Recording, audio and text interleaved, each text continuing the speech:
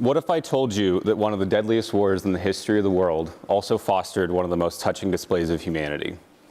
Today, I'm going to be talking to you about the Christmas Truce of 1914, in which soldiers of opposing sides of the war laid down their arms and celebrated Christmas together. As a 2014 Telegraph.com article points out, the Christmas Truce is significant precisely because it happened only once. In the history of a world filled with war, it stands as a stark anomaly. No other event like this had happened in the modern era, and no other event like this has happened since. America did not join World War I until 1917, about a year before the war ended in 1918. Since there were no Americans that participated in the truce, it's a story that most Americans don't know.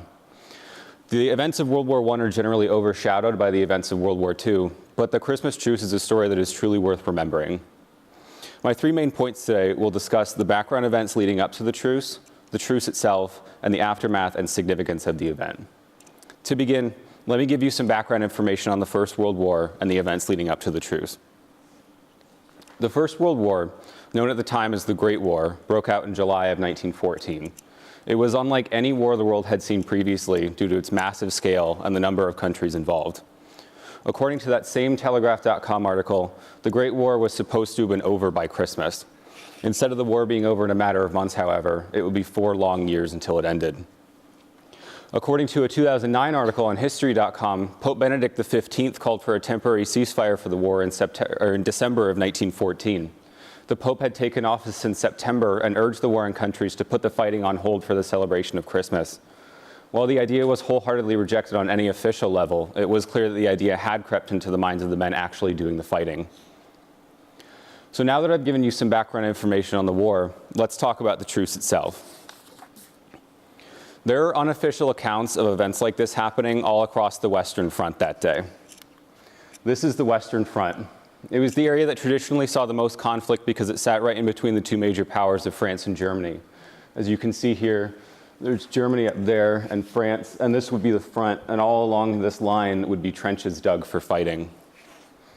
A lot of the fighting in the First World War could be described as stagnant and futile. There would be men and trenches that wouldn't move for months, and a lot of land that was just taken was simply lost again. A Time.com article written in 2014 points out that some 2/3 of troops, around 100,000 people, are believed to have participated in this legendary truce.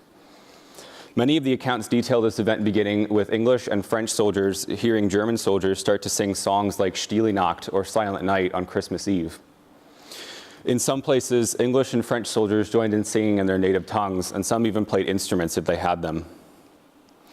On Christmas morning, English and French soldiers awoke to panic when German soldiers started appearing in no man's land and appeared to be walking toward the Allied trench. Only these soldiers were unarmed and called out that they did not want to fight that day. Many soldiers thought this was a trick, but eventually they realized that the Germans' intentions were genuine. What ensued was a truly magical event. Soldiers greeted each other, not as enemies, but as fellow human beings. Each side came out of their trench and ventured into no man's land to fraternize with the enemy. I have some pictures of no man's land for you. This is what used to be a forest that was destroyed by the warfare and turned into a no man's land. And this is what a more traditional no man's land would look like: mud, stagnant water, debris, and corpses. No man's land was the area in between the opposing trenches that nobody dared venture into because it was guaranteed death. Sometimes they stretched for miles, yet some only measured a couple hundred feet, close enough to hear the enemy. As these soldiers ventured into no man's land to greet each other, this area of death became an area of joy. The soldiers traded chocolates, beer, and food. They told stories, and as that 2014 Telegraph.com article details, played a game of soccer. This game of soccer is probably the most well-known part of the story and has become synonymous with the event, appearing in artistic renditions, songs, and even commercials. So now that I've told you about the events leading up to the truce and about the truce itself, I want to talk to you about the aftermath and significance of the event. Now, with as much joy as this event brought to the men participating in it, it also brought with it a great deal of sadness. The following morning, the soldiers understood that they had to return to their respective trenches and resume the war. They faced the prospect of killing a man they had just shared an extraordinary moment with. As I mentioned earlier, this event was truly special and one of a kind. It has never happened again, officially or unofficially. So many of the reports of this event were unofficial and were rumors because soldiers and especially officers feared being reprimanded for their roles in it. In subsequent wars, officers and governments found more effective ways of cracking down on fraternization with the enemy, all but assuring that an event like this would never happen again. This was truly an event belonging to the common soldier actually fighting on the ground, not the politicians and generals calling the shots.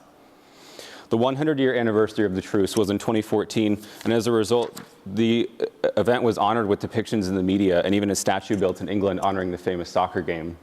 There's a picture of the statue being unveiled in England by Prince William. So now, I hope that you've learned more about the events leading up to the Christmas truce, the truce itself, and the significance of the event. As I've mentioned before, this truce really was an anomaly. It's such a distinct and unique moment in history that it deserves to be remembered by everybody. According to that 2014 Time.com article, while there were occasional moments of peace throughout the rest of World War I, they never again came on the scale of the Christmas truce in 1914. So now, I hope the next time that you're celebrating Christmas, you remember the men who participated in this magical but bittersweet event all those years ago. Thank you.